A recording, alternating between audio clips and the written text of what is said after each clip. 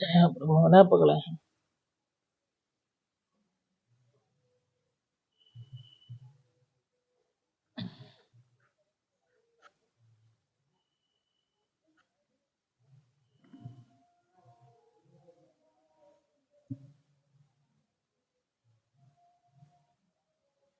ॐ ध्यात्वां देवीं पञ्चपूज्यामि कृत्वा यो न ब्रह्मचा आधारं स्थापमूलेन स्थापयेत तत्र पुस्तकम् ध्यानमूलं गुरुमूर्ति पूजामूलं गुरुपदम् मंत्रमूलं गुरुवाक्यं मोक्षमूलं गुरुकृपा गुरुर्ब्रह्मा गुरुर्विष्णु गुरुर्देवो महेश्वरा गुरु साक्षात् परब्रह्म तस्मै श्री गुरुवे नमः।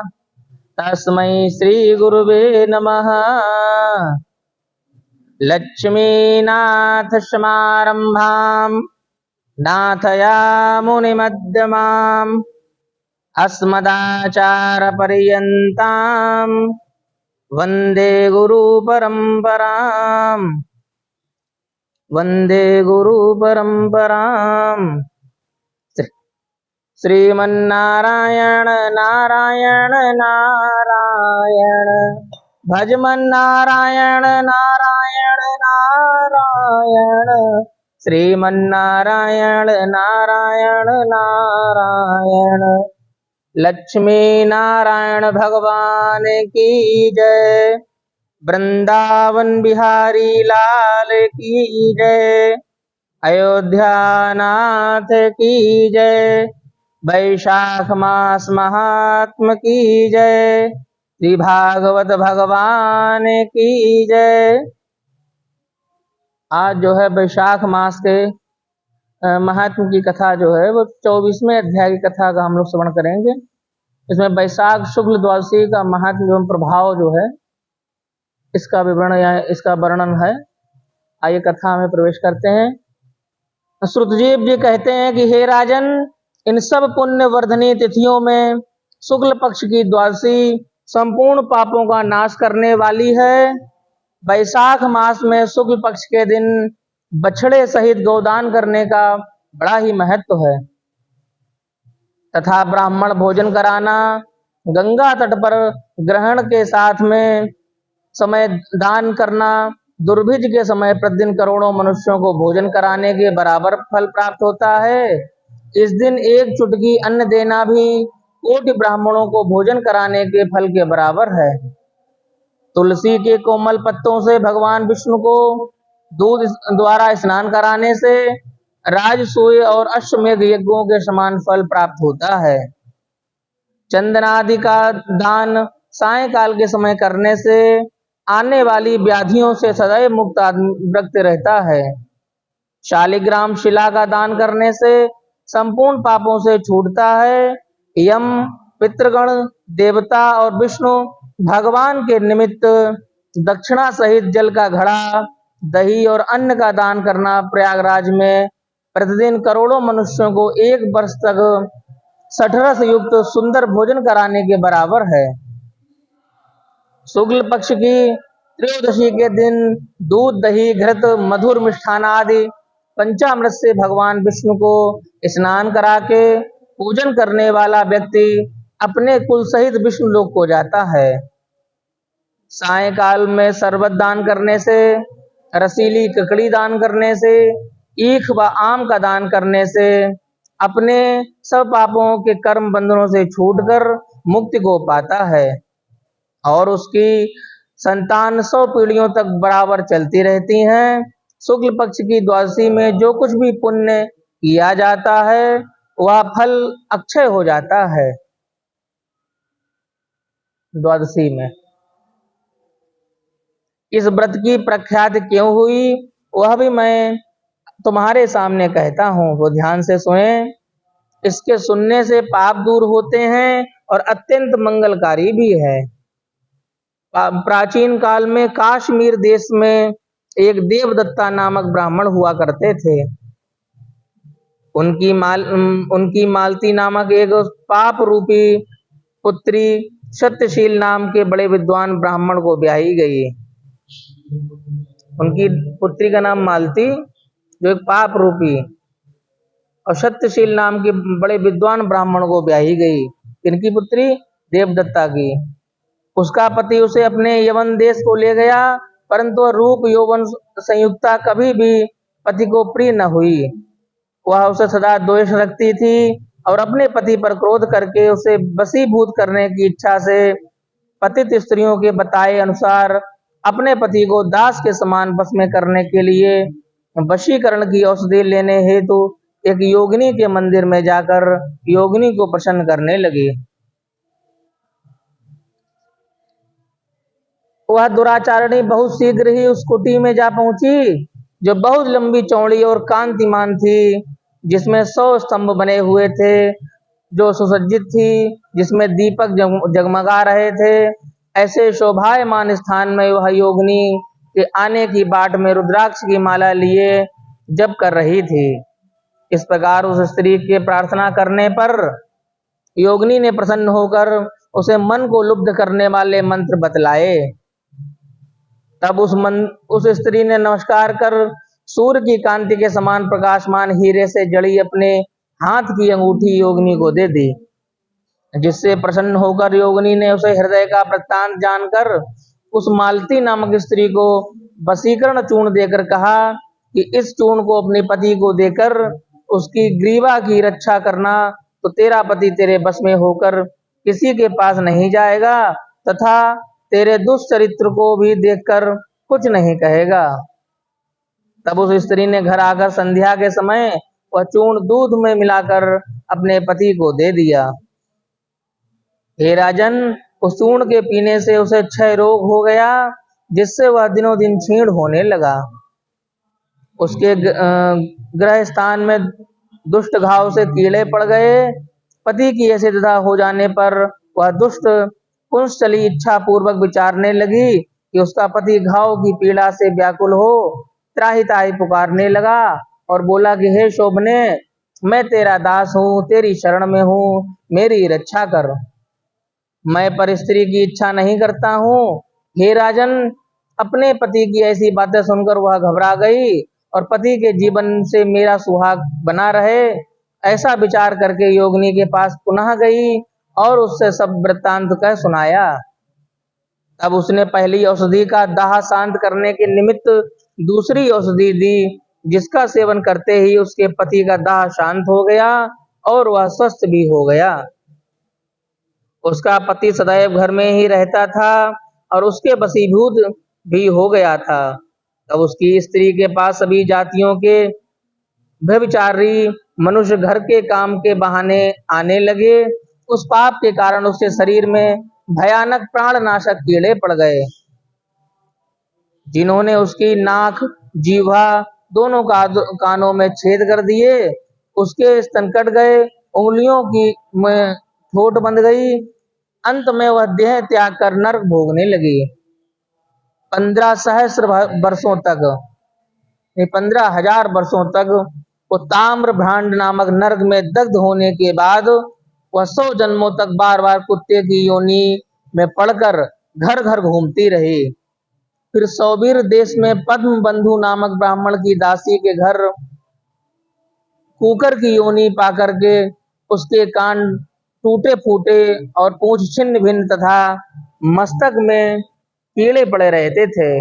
इस प्रकार उस जन्म में भी वह अनेक क्लेशों को सहन करती रही।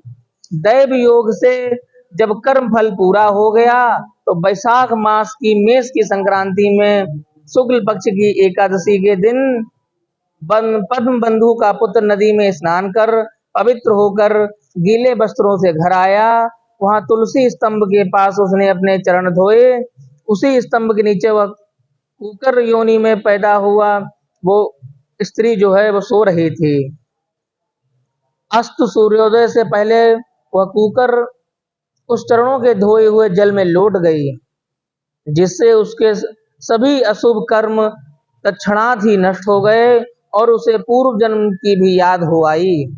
तब वह अपने पूर्व जन्म में किए हुए कर्मों को सोच सोचकर ताप से व्याकुल हो त्राहि त्राहि करने लगी और भय से व्याकुल हो उस मुनि पुत्र से अपने पूर्व जन्म के किए हुए कर्मों की ताम्र भांड नामक नर्क में पड़े रहने की और 100 जन्मों तक कुकर की योनि में रहकर कष्ट भोगने की कथा का वर्णन करती हुई कहने लगी कि अब मैं तुम्हारे सम्मुख खड़ी हूँ। हे ब्राह्मण, मैं बड़ी दुष्टाचारिणी और खोटी हूँ, इसीलिए वैशाख शुक्ल पक्ष की पुण्यों को बढ़ाने वाली द्वादशी के दिन अपने किए हुए सुकृत मुझे देकर मेरा उद्धार करो। मैं दीन और व्याकुल हूँ, तुम मेरी रक्षा करो, मैं तुमको बारंबार नमस्कार करती हूँ। ऐसे वचन सुनकर वह मुनि पुत्र बोला कि हे कुकर, अपने किए हुए कर्मों के सुख दुख रूपी फलों को सभी प्राणी भोगते हैं, तू दुराचारिणी क्षुद्र क्या करेगी। मुनि पुत्र के ऐसे कहने पर कुकर अत्यंत दुखी हो चीत्कार करने लगी और उसके पिता से कहने लगी कि हे पद्म बंधु, मैं तुम्हारे द्वार पर पड़ी हुई हूँ, मैं तुम्हारी उच्छिष्ट रोटी नित्य खाती हूँ, तुम मेरी रक्षा करो। गृहस्थी महात्माओं के घर पर जो पड़े रहते हैं उनका उद्धार करना उनका आवश्यक कर्तव्य है। ऐसा न करने से वे भगवान के कोप से अपने सर्वस्व को नष्ट कर लेते हैं, अंत में नरकगामी होते हैं। कोई अगर हमारे दरवाजे पड़ा है तो उसका उद्धार करना हमारा कर्म है, और अगर हम नहीं करते हैं तो हम भी नरक के गामी बन रहे हैं धीरे धीरे। अगर वो कह रहा है और हम उसकी अवहेलना कर रहे हैं, भगवान की भक्ति कर रहे हैं, तो भी हम नरक के गामी बनने के मार्ग पर प्रशस्त हो रहे हैं। ऐसा वेद वेदताओं का मत है, ऐसा वेदों में वर्णित है। एक कर्म कर्तव्य है, तुम दयालु हो, अतः तुम मुझ दुर्बुद्धि का उद्धार करो। कुकर के ऐसे वाक्य सुनकर पद्म बंधु शीघ्र ही घर से बाहर आए और कुकर से पूछने लगी कि क्या बात है। तब वहां पर खड़े हुए मुनि पुत्र ने सब कथा वर्णन करी। अपने पुत्र के वचन सुनकर वे विस्मित होकर बोले कि मेरा पुत्र होकर भी तूने यह क्या किया। हे पुत्र, साधुओं को ऐसा वाक्य करना उचित नहीं है। देखो, चंद्रमा, सूर्य, पवन, पृथ्वी, अग्नि, जल, चंदन और महात्मा लोग सभी पर परोपकार की स्थिति रखते हैं। हे पुत्र, दधीच ने देवताओं के उपकार के लिए दैत्यों को महाबली जानकर अपनी हड्डी भी निकाल कर दे दी थी। राजा शिव ने कबूतर के बदले अपना मांस काट कर दे दिया था, और जीमूत वाहन नामक राजा ने भी महात्मा करुण के लिए अपना जीवन दान दे दिया था। विद्वान ब्राह्मण तो सदा ही दया करते हैं, ऐसे जैसे मेघ शुभ तथा अशुभ दोनों ही जगहों पर बराबर पानी बरसाता है तथा चंद्रमा चांडाल के घर भी प्रकाश करता है, उसी प्रकार बार बार प्रार्थना करती हुई उस कुकर के दुख को मैंने अपने पुण्य के प्रभाव से दूर करूंगा। इस तरह तुमको वचन करना चाहिए। इस प्रकार पुत्र को समझाकर स्वयं पद्म बंधु ने कुकर से कहा कि हे कुकर, मैं तेरे निमित्त द्वादशी के दिन किया हुआ पुण्य तुझे देता हूँ। तू अपने सब पापों से छूटकर भगवान विष्णु के लोक को जा। पद्म बंधु के इतना कहते ही राजन, वह कुकर अपने जीर्ण शरीर को त्याग कर दिव्य आभूषण पहनकर 100 सूर्यों के सदृश दिशाओं में प्रकाश करती हुई चली गई। तो स्वर्ग लोक में अनेक प्रकार के महाभोगों को भोगकर नर नारायण भगवान के अनुग्रह से वैशाख शुक्ला द्वादशी के प्रभाव से उर्वशी नामक श्रेष्ठ अंगों वाली देवताओं की प्रिय अप्सरा बनी, जिसे योगी जन योग द्वारा प्राप्त करते हैं। ऐसे अग्नितुल्य प्रकाशित श्रेष्ठ तथा संत जनों को भी मोहित करने वाले रूप को उस कुकर ने प्राप्त किया। तत्पश्चात पद्म बंधु ने मधुसूदन भगवान की प्यारी तथा पुण्य बढ़ाने वाली स्थिति को संसार में प्रख्यात किया। करोड़ों सूर्य ग्रहण के और चंद्र ग्रहण से भी अधिक प्रभावशाली पुण्य रूपी और सब यज्ञों से अधिक ऐसी यह तिथि उस ब्राह्मण ने तीनों लोकों में प्रसिद्ध कर दी। इसी के साथ में 24वें अध्याय की कथा जो है, यानी द्वादशी के महत्व की कथा जो है, द्वादशी के प्रभाव की कथा यहीं संपन्न होती है। शेष वैशाख मास की 25वें अध्याय की यानी अंतिम कथा जो है वो कल श्रवण करी जाएगी। इसमें अद्भुत महिमा युक्त पूर्णिमा तक की 3 तिथियों का पुण्यात्मक वर्णन है, इसको हम कल श्रवण करेंगे। अब पंचम स्कंद में इधर भागवत महापुराण में राजा परीक्षित ने पूछा कि हे महाराज, प्रीबत तो बड़े भक्त वत्सल थे और आत्माराम थे, उनकी गृहस्थ आश्रम में कैसे रुचि हुई जिसमें फंसने के कारण मनुष्य को अपने स्वरूप की विस्मृति होती है, वह कर्म बंधन में बंध जाता है। हे विप्रवर, निश्चय ही ऐसे निसंग महापुरुषों का इस प्रकार गृहस्थ आश्रम में अभिनिवेश होना उचित नहीं है। इसमें किसी प्रकार का संदेह नहीं है कि जिनका चित्त पुण्य कीर्ति श्री हरि के चरणों की शीतल छाया का आश्रय लेकर शांत हो गया है, उन महापुरुषों की कुटुंबादि में कभी आसक्ति नहीं रही है। श्री सुखदेव जी महाराज कहते हैं कि हे राजन, तुम्हारा कथन बहुत ठीक है। जिनका चित्र पवित्र कीर्ति श्री हरि के परम मधुर चरण कमल मकरंद के रस में सरोवर हो गया हो, वे किसी विघ्न बाधा के कारण रुकावट आ जाने पर भी भक्त वत्सल परम हंसों के प्रिय श्री वासुदेव भगवान के कथा श्रवण रूपी परम कल्याणमयी मार्ग को प्रायः छोड़ते नहीं हैं। हे राजन, राजकुमार प्रियवत बड़े भक्त वत्सल थे। श्री नारद जी के चरणों की सेवा करने से उन्हें सहज में ही परमार्थ तत्व का बोध हो गया।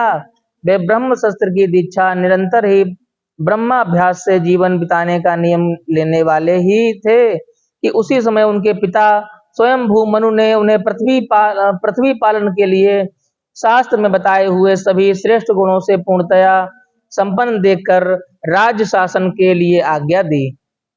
किंतु प्रीबत अखंड समाधि योग के द्वारा अपनी सारी इंद्रियों और क्रियाओं को भगवान वासुदेव के चरणों में ही समर्पण कर चुके थे।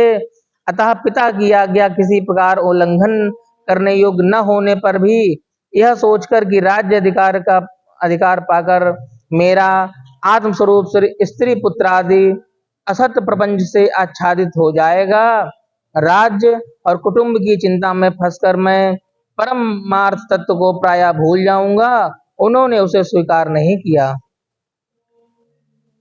आदिदेव स्वयंभू भगवान ब्रह्मा जी को निरंतर इस गुणमय प्रपंच की वृद्धि ही विचार रहता है। वे सारे संसार के जीवों का अभिप्राय जानते रहते हैं। उन्होंने अपने प्रीबत की ऐसी वृत्ति देखी, तब वे मूर्तिमान चारों वेद और मारीच आदि पार्षदों को साथ लिए अपने लोक से उतरे। आकाश में जहां तहां विमानों पर चढ़े हुए इंद्रादि देवता प्रधान देवताओं ने उनका पूजन आवाहन किया। मार्ग में टोलियां बांधकर आए हुए सिद्ध गंधर्व साध्य चरण और मुनिजन ने स्तवन किया। इस प्रकार से जगह जगह आदर सम्मान पाते हुए साक्षात नक्षत्रनाथ चंद्रमा के समान गंधमादन की घाटी को प्रकाशित करते हुए प्रियव्रत के पास पहुंचे। प्रियव्रत को आत्मविद्या का उपदेश देने के लिए वहां नारद जी भी आए हुए थे। ब्रह्मा जी के वहां पहुंचने पर उन्हें उनके वाहन हंस को देखकर देवर्षि नारद जी जान गए कि हमारे पिता भगवान ब्रह्मा जी पधारे हैं। अतः वे स्वयंभू मनु और प्रियव्रत के सहित तुरंत खड़े हो गए और सबने उनको हाथ जोड़कर प्रणाम किया। परीक्षित जी, नारद जी ने उनकी अनेक प्रकार से पूजा और सुमधुर वचनों से उनका गुणगान किया, अवतार की उत्कृष्टता का वर्णन किया। तब आदि पुरुष भगवान ब्रह्मा जी ने प्रियव्रत की और मंद मुस्कान युक्त दया दृष्टि से देखते हुए इस प्रकार से कहा कि बेटा, मैं तुमसे सत्य सिद्धांत की बात करता हूँ, वो ध्यान से सुनो। तुम्हें अप्रमेय श्री हरि के प्रति किसी प्रकार की दोष दृष्टि नहीं रखनी चाहिए। तुम क्या, हम महादेव जी, तुम्हारे पिता स्वयंभू मनु और तुम्हारे गुरु महर्षि नारद भी विवश होकर उन्हीं की आज्ञा का पालन करते हैं। उनके विधान को कोई भी देहधारी न तो तप, विद्या, योग बल या बुद्धि बल से, न अर्थ, न धर्म की शक्ति से, न स्वयं, न किसी दूसरे की सहायता से ही टाल सकता है। हे प्रियवर, उसी अव्यक्त ईश्वर के दिए हुए शरीर को सब जीव जन्म मरण तक उसका दुख भोग करने पर कर्म करने के लिए सदा धारण करते हैं। हे बस, जिस प्रकार रस्सी के से नथा हुआ पशु मनुष्यों का बोझ ढोता है, उसी प्रकार परमात्मा की वेद वाणी रूप बड़ी रस्सी से तत्वादि गुण आदि कर्म और उनके ब्रह्मणादि वाक्यों की मजबूत डोरी से जकड़े हुए हम सब लोग उन्हीं की इच्छा अनुसार कर्म में लगे रहते हैं।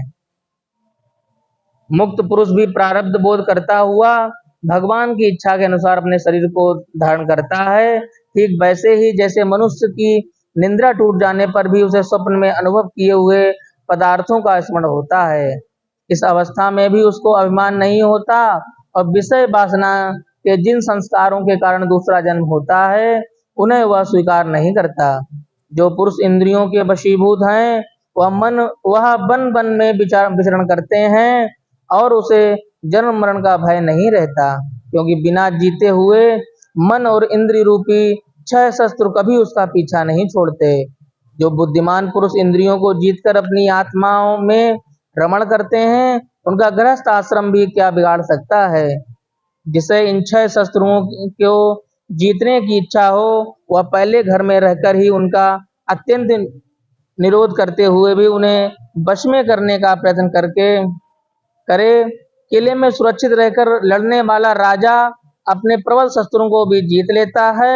फिर जब इन शस्त्रों का बल अत्यंत क्षीण हो जाए तब विद्वान पुरुष इच्छा अनुसार विचर कर सकता है। यानी स्वयंभू मनु के जो पुत्र हैं प्रियव्रत वो गृहस्थ आश्रम में नहीं आना चाहते, वो परम धाम को से जाना चाहते, तो वो भगवान से लेकर के ब्रह्मा जी और नारद जी सब समझा रहे हैं कि तुमको पहले गृहस्थ आश्रम में आना चाहिए, उसके बाद भगवत प्राप्ति करनी चाहिए। तो इस प्रकार से सुखदेव जी कहते हैं कि जब त्रिलोकी के गुरु ब्रह्मा जी ने इस प्रकार कहा तो परम भागवत प्रियव्रत के छोटे होने के कारण नम्रता से सुर झुका लिया और जो आज्ञा ऐसा कहकर बड़े आदर पूर्वक उनको आदेश शिरोधार्य किया, यानी मान गए। हम स्वयंभू मनु ने प्रसन्न होकर भगवान ब्रह्मा जी की विधिवत पूजा की। इसके पश्चात वे मन और वाणी के अभिषय अपने आश्रम तथा सर्व व्यवहारिकता के पर ब्रह्म चिंतन करते हुए अपने लोक को चले गए। मनु जी ने इस प्रकार ब्रह्मा जी की कृपा से अपना मनोरथ पूर्ण हो जाने पर देवर्षि नारद जी की आज्ञा से प्रियव्रत को संपूर्ण भूमंडल की रक्षा का भार सौंप दिया और स्वयं विषय रूपी विषैले जल से भरे हुए गृहस्थ आश्रम रूपी दुस्तर जलाशय की भोग इच्छा से निवृत्त हो गए। अब पृथ्वीपति महाराज प्रियव्रत भगवान की इच्छा से राज्य शासन के कार्य में नियुक्त हो गए। जो संपूर्ण जगत को बंधन से छुड़ाने में अत्यंत समर्थ हैं, उन आदि पुरुष श्री भगवान के चरण युगल का निरंतर ध्यान करते रहने से यद्यपि उनमें रागादि सभी मल नष्ट हो चुके थे और उनका हृदय भी अत्यंत शुद्ध था, तथापि बड़ों का मान रखने के लिए वे पृथ्वी का शासन करने लगे। अनंतर उन्होंने प्रजापति विश्वकर्मा की पुत्री महिर्षमती से विवाह किया। प्रियव्रत का विवाह जो है विश्वकर्मा जी की पुत्री जो थी महिर्षमती उनसे हुआ था। उससे उनके 10 पुत्र हुए। वे सब उन्हीं के समान शीलवान, गुणी, कर्मनिष्ठ, रूपवान और पराक्रमी थे। उनसे छोटी ऊर्जस्वती नामक एक कन्या भी हुई। पुत्रों के नाम अग्निधीर, इजमधीर, यजबाहु, महावीर, हिरण्यरेता, धृतपृष्ठ, सवन, मेधातिथि, बीतहोत्र और कवि थे। ये सब नाम अग्नि के ही हैं। इनमें कवि, महावीर और सवन ये 3 नैष्ठिक ब्रह्मचारी हुए, जिन्होंने बाल्यावस्था से ही आत्मविद्या का अभ्यास करते हुए अंत में संन्यास आश्रम ही स्वीकार किया। इन निवृत्त परायण महर्षियों ने संन्यास आश्रम में रहते हुए समस्त जीवों के अधिष्ठान और भवबंधन से डरे हुए लोगों को आश्रय देने वाले भगवान वासुदेव के परम सुंदर चरणारविंदों का निरंतर चिंतन किया। इस प्रकार कभी आदि 3 पुत्रों के निवृत्त परायण हो जाने पर राजा प्रियव्रत ने 11 अरुबद वर्षों तक पृथ्वी का शासन किया। जिस समय वे अपनी अखंड पुरुषार्थमयी और वीरशालिनी भुजाओं से धनुष की डोरी खींचकर टंकार करते थे, उस समय डर के मारे सभी धर्मद्रोही न जाने कहां छिप जाते थे। प्राण प्रिया बाहिर्षमती के दिन दिन बढ़ने वाले आमोद प्रमोद और पीड़ाओं के कारण उसके स्त्री जनोचित हाव भाव लज्जा से संकुचित चितवन और मन को भाने वाले विनोद आदि से महामना प्रियवत विवेकहीन व्यक्ति की भांत आत्म विस्मत से होकर सब भोगों को भोगने लगे, किंतु वास्तव में उनमें आसक्त नहीं थे। एक बार उन्होंने जब देखा कि भगवान सूर्य सुमेरु की परिक्रमा करते हुए लोकालोक पर्यंत पृथ्वी के जितने भाग को आलोकित करते हैं उसमें से आधे में ही प्रकाश में रहते हैं और आधे में अंधकार छाया रहता है, तो उन्होंने इसे पसंद नहीं किया। सूर्य भगवान आधी पृथ्वी पर प्रकाश काहे देते हैं, आधे में रात हो जाती है, तो काहे उन्हें अच्छा नहीं लगा ये। तब उन्होंने ये संकल्प लेकर कहा कि मैं रात को भी दिन बना दूंगा, सूर्य के समान ही वेगमान एक ज्योतिर्मय रथ पर चढ़कर द्वितीय सूर्य की भांति उनके पीछे पीछे पृथ्वी की 7 परिक्रमाएं कर डाली, एक नया सूर्य बना दिया। भगवान की उपासना से उनका अलौकिक प्रभाव बहुत बढ़ गया था। उस समय उनके रथ के पहियों से जो लीकें बनी थीं वे ही 7 समुद्र हुए। उनके पृथ्वी पर 7 द्वीप हो गए, जिनके नाम क्रमशः है जम्बू, प्लक्ष, शाल्मिस, कुश, क्रौंच, शाक और पुष्कर। ये द्वीप हैं। इनमें से पहले की अपेक्षा आगे आगे के द्वीप का परिणाम दूना है और समुद्र के बाहरी भाग में पृथ्वी के चारों ओर फैले हुए हैं। 7 समुद्र क्रमशः खारे जल, ईख के रस, मदिरा, घी, दूध, मट्ठे और मीठे जल से भरे हुए हैं। ये भी है, सभी समुद्र खारे नहीं हैं, ढूंढ नहीं पा रहे हम लोग, बात अलग है। बाकी खारे भी हैं और मीठे भी हैं, मदिरा भी है और घृत के भी समुद्र हैं। इस 7 द्वीपों की खाइयों के समान हैं और परिणाम में अपने भीतर वाले द्वीप के बराबर हैं। इनमें से एक क्रमशः अलग अलग 7 द्वीपों को बाहर से घेर कर स्थित है। बाहिर्ष्मतिपति महाराज प्रियव्रत ने अपने अनुगत पुत्र अग्निधीर को यज्ञबाहु, हिरण्यरेता, धृतपृष्ठ, मेधादित्य और वित्रहोत्र में क्रमशः एक एक को एक जम्बू आदि द्वीपों से एक एक का राजा बनाया। 7 द्वीप हैं, 7 पुत्र बचे, 3 पुत्र बैराग ले गए थे, 7 को एक एक द्वीप का राजा बनाया। उन्होंने अपनी कन्या ऊर्जसती का विवाह शुक्राचार्य से किया। प्रियव्रत की पुत्री का विवाह दैत्य गुरु शुक्राचार्य से हुआ था। उसी से शुक्र कन्या देवयानी का जन्म हुआ। राजन, जिन्होंने भगवत चरणार बिंदों की रजस के प्रभाव से शरीर के भूख, प्यास, शोक, मोह और जरा मृत्यु इन 6 गुणों को अथवा मन के सहित 6 इंद्रियों को जीत लिया है, उन भगवत भक्तों का ऐसा पुरुषार्थ होना कोई आश्चर्य की बात नहीं है, क्योंकि वर्ण बहिष्कृत चांडाल आदि नीच योनि का पुरुष भी भगवान के नाम का केवल एक बार उच्चारण करने से तत्क्षणात संसार बंधन से मुक्त हो जाता है। इस प्रकार अतुलनीय बल पराक्रम से मुक्त महाराज प्रियव्रत एक बार अपने को देवर्षि नारद के चरणों की शरण में जाकर पुनः देववश प्राप्त हुए। प्रपंच में फंस जाने के अशांत सा देखकर मन ही मन विरक्त होकर इस प्रकार कहने लगे कि ओह, बड़ा बुरा हुआ, मेरी विषम लोप शुभ इंद्रियों ने मुझे अविद्या जनित विषम परिस्थितियों में अंधकूप में गिरा दिया है। बस बस, बहुत हो लिया, अब मैं तो स्त्री का कीर्णाग्रम ही बन गया हूँ, उससे मुझे बंदर की भांति नचाया, मुझे धिक्कार है। इस प्रकार उन्होंने अपने को बहुत कुछ बुरा भला कहा। परमाध्य श्री हरि की कृपा से उनकी विवेक वृत्ति जागृत हो गई। उन्होंने यह सारी पृथ्वी यथा योग्य अपने अनुगत पुत्रों को बांट दी और जिसके साथ उन्होंने तरह तरह के भोग भोगे थे, उस अपनी राजरानी को साम्राज्य लक्ष्मी के सहित मृतदेह के समान छोड़ दिया तथा हृदय में वैराग्य धारण करके भगवान की लीलाओं का चिंतन करते हुए उसके प्रभाव से श्री नारद जी के बतलाए हुए मार्ग का पुनः अनुसरण करने लगे। महाराज प्रियव्रत के विषय में निम्नलिखित प्रसिद्धि है। राजा प्रियव्रत ने अपने कर्म किए, उन्हें सर्वशक्तिमान ईश्वर के सिवा और कौन कर सकता है। उन्होंने रात्रि के अंधकार को मिटाने का प्रयत्न करते हुए अपने रथ के पहियों से बनी हुई लीकों को ही 7 समुद्र बना दिया। प्राणियों के सुभीत के लिए, यानी जिसमें उनमें परस्पर झगड़ा ना हो, द्वीपों के द्वारा पृथ्वी के विभाग किए और प्रत्येक द्वीप में अलग अलग नदी, पर्वत, वन आदि से उसकी सीमा निश्चित कर दी। वे भगवत भक्त नारद आदि प्रेमी भक्त थे। उन्होंने पाताल लोक के, देवलोक के, मृत्यलोक के तथा कर्म और योग की शक्ति से प्राप्त हुए ऐश्वर्य को भी नरक तुल्य समझा था। इसी के साथ में आज की कथा जो है वो यहीं संपन्न होती है। अब शेष आगे की कथा जो है वो अग्निध्र चरित्र जो है यानी इन्हीं के पुत्र का चरित्र जो है वो कल सुनाया जाएगा। लक्ष्मी नारायण भगवान की जय, वृंदावन बिहारी लाल की जय, अयोध्या नाथ की जय, कुल भागवत भगवान की जय, वैशाख मास महात्म की जय।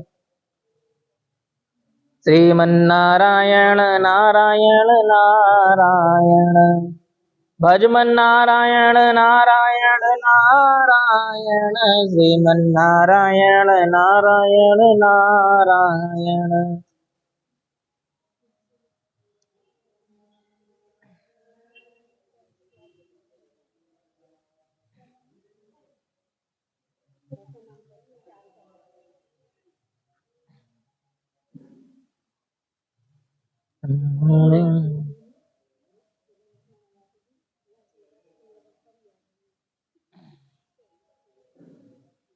गुड्डू, ए भैया, भैया जब बंद कर दो फोन।